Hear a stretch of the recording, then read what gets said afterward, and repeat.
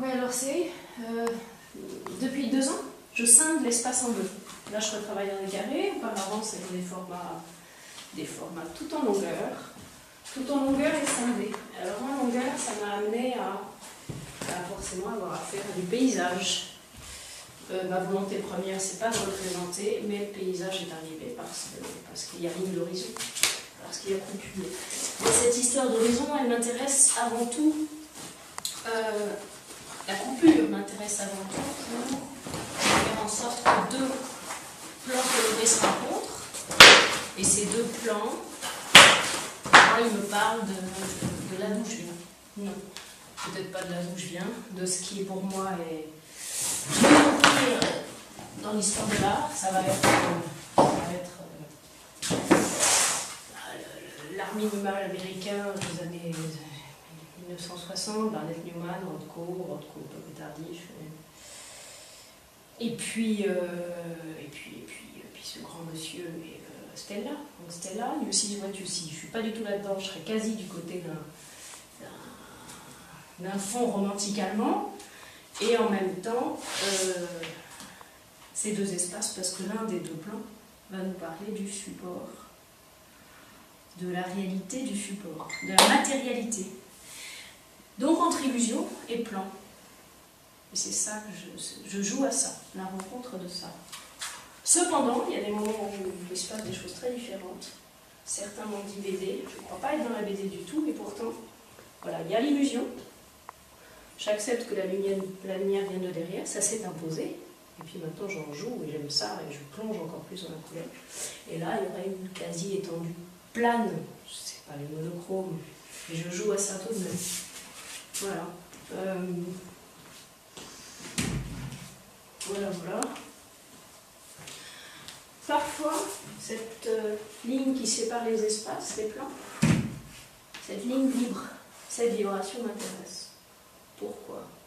Parce qu'au-delà de toute cette histoire, cette filiation d'histoire de l'art, qui m'a nourrie depuis longtemps, mais c'est pas la première, c'est celle dont je vais parler avec certaine facilité. Et je remercie toute cette histoire de l'art, et mon travail ne vient pas de nulle part, c'est évident, mais voilà, ce qui maintenant m'importe, c'est si elle n'est plus tant cette filiation, mais c'est proposer au regardeur un temps d'arrêt. Donc j'ose même dire un temps méditatif. Et quand il y a là cette vibration qui est plus ou moins forte, là, ça va encore parler de cette totalité où je peux poser mon regard, comme face à un paysage, et je m'arrête. Et peut-être que là, il y a une absence de pensée, peut-être que là, il se passe autre chose que je ne sais pas. C'est une peinture, mais c'est un lieu d'accroche pour le regard. Voilà. Après, mes tableaux, je les travaille un à un, mais je les travaille toujours ensemble. Donc là, c'est un joyeux bazar, mais organisé.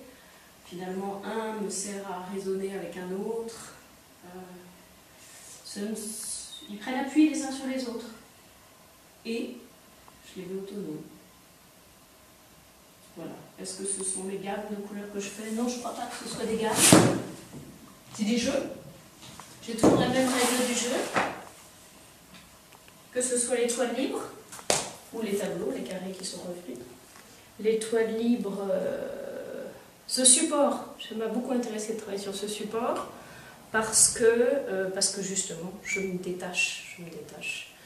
Je m'éloigne un petit peu de ce je veux dire monopole. La force du tableau, cet objet sûr, est extrêmement sérieux. Et alors que la toile libre, pourquoi elle n'est pas très sérieuse? Elle devient peau. Elle devient. C'est une peau possible. Peau possible.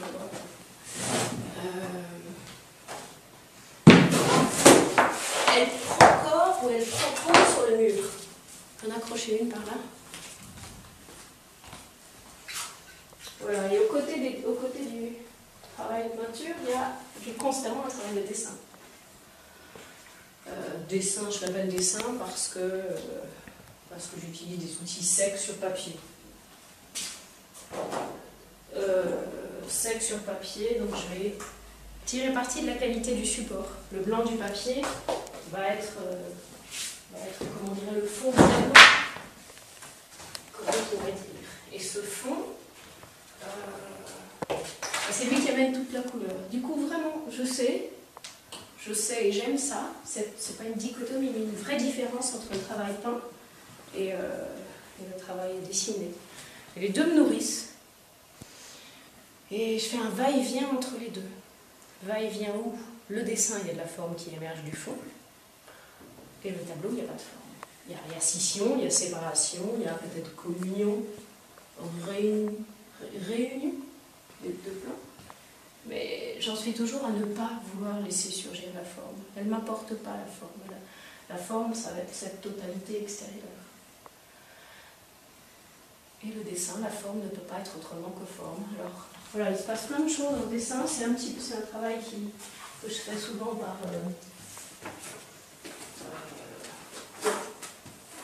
je pourrais quasi dire compulsif. Je fais, et dès qu'il y a quelque chose de l'ordre du mode d'emploi qui arrive, là il y a une forme d'ennui, et dans ce cas j'arrête. Il peut y avoir...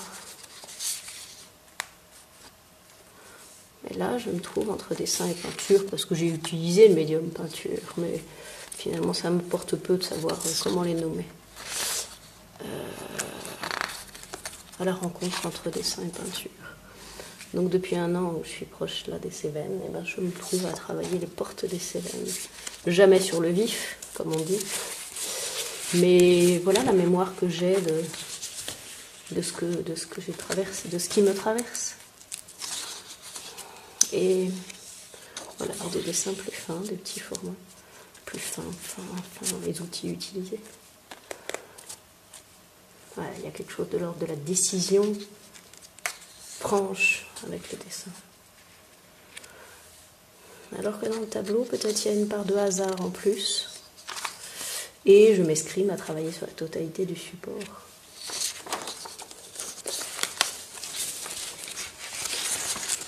Il y a des travaux, comme je suis pas caméléon, mais il peut se passer des choses très différentes. Et là, de manière compulsive, finalement, la forme arrive. J'ai besoin de la forme, donc j'y travaille. Qu'est-ce que je peux faire avec un minimum de traits? Plan, traits, couleurs. Là, il y a comme un redressement de la feuille sur le plan. Est-ce que mes tableaux ne sont pas peut-être des feuilles qui se redressent ou un détail de... Un détail de paysage, un détail de plan, un fragment de quelque chose, un œil qui permet. Non, qu'est-ce que c'est? J'ai du mal à dire. Donner à voir une partie, une vision parcellaire d'une totalité qu'on pourrait percevoir. Le paysage, je reparle de paysage, me ramène à ça. Voilà.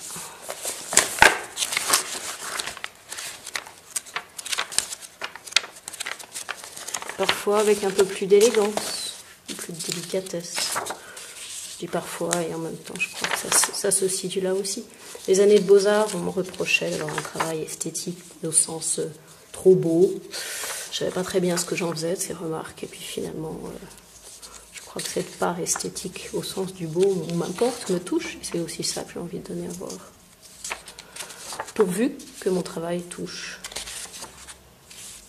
Et moi, je me laisse toucher quand je suis au travail.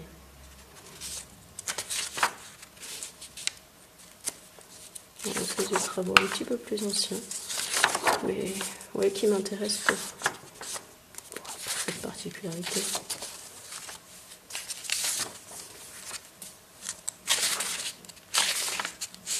Et ça me rappelle, là je l'ai pas sous la main, un travail très ancien. À un moment, je faisais des monochromes.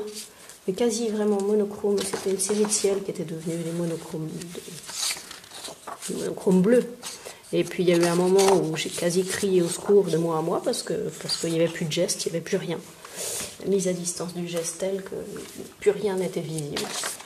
Alors je suis revenue au geste et j'ai fait ce que j'appelle mon monochrome d'herbe, c'est le seul tableau très figuratif. Et j'ai peint brin après brin après brin sur un fond rouge.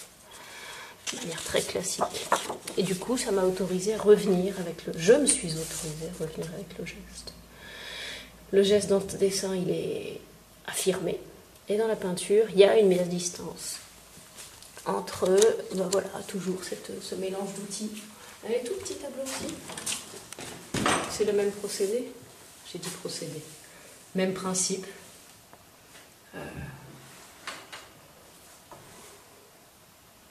Scission haut-bas. Une petite immensité. Et un travail plus ancien. Tout à fait différent.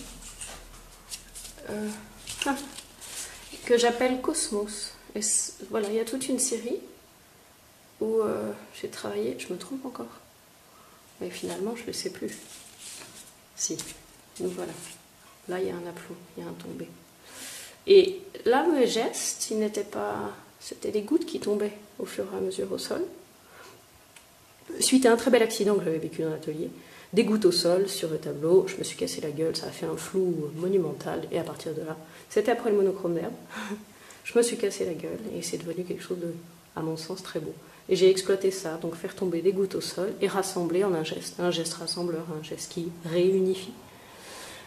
Ma manière de manier les pinceaux est toujours la même, mais à nouveau, la trace est partie. Donc là, les gouttes sont plus affirmées, et quelquefois elles disparaissent. Ici, je les appelle, cet ensemble, j'appelle ça les cosmos. Voilà. Qu'est-ce que... Ça, c'est pour mes élèves à venir.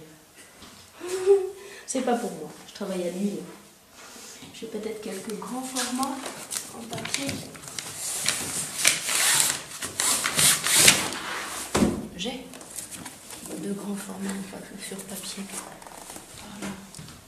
Voilà. Grand, moyen, grand, plus grand. Parfois du geste. Ça, c'était avant les Cévennes, et pourtant, j'y vois déjà les lignes. Quelque chose, une précurseur au féminin. Il y a un lien dans mon travail entre voilà, le travail de peinture et le mouvement. Je mets mon corps en mouvement. Enfin, la danse, depuis plusieurs années, est devenue très importante. Et dans l'énergie, je crois, j'essaye d'associer ça, où j'ai reconnu que le mouvement était déjà là dans la peinture. Quand je travaillais des tableaux de 2 mètres par 2, bien sûr que c'était comme une danse que j'exécutais autour. Je travaillais en faisant tomber les gouttes, je rassemblais, je redressais. Je continue ça, les formats sont un peu plus petits. Quand je suis dans des carrés, c'est des carrés d'1m50, 1m30. Mais dans le dessin, avec cette plus petite dimension, voilà, il y a une extension qui m'intéresse. L'extension et l'expansion. Et quand je suis dans le mouvement, dans la danse, je parle de s'expandre, un drôle de mot, mais c'est aussi ça qui m'intéresse en peinture. Voilà, il y a quelque chose de l'ordre, j'ai dit énergie, un mouvement avec du... Bien sûr, il y a quelque chose au-delà de moi qui arrive, qui advient.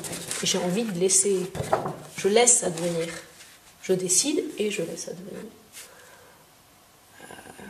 Voilà, j'ai la mémoire d'un des rares travails en lien avec un temps de réalité. Là, la mémoire d'un bel espace dans les bois. Comment on appelle ça? Je ne sais plus. Ça m'échappe, c'est pas grave. Voilà, et quelquefois la rigueur revient d'une extension horizontale gauche-droite, notre sens de lecture, la verticale. Pourquoi? Revenir à la verticale, est-ce que je peux l'indiquer? Est-ce qu'elle a un sens? J'ai exploré beaucoup et je me fiche pour l'instant de la verticale. Ma verticale, c'est moi, mon corps face à. C'est le corps du regardeur qui va amener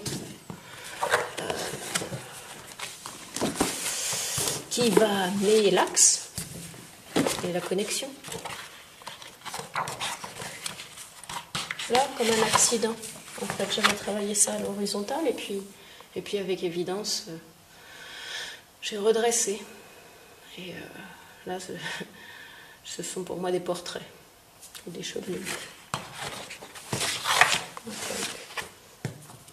Là, c'est quand j'ai pensé pouvoir ramener la verticale, du moins explorer, chercher, qu'est-ce que ça donne quand je verticalise. Là, une exploration, pas convaincante, pas sûre. Et puis, voilà, c'était encore avant les Cévennes. Il y a quelque chose d'une délicatesse que j'aime là, ou du non-dit, ou des espaces vierges, tout n'est pas investi. Des outils secs. Qu'est-ce que c'est? Pastel sec, crème couleur. Voilà, je travaille sur le papier, il faut produire, et c'est en produisant que je continue de chercher. Je ne cherche pas de réponse, je cherche. C'est ça qui me donne une grande part de joie.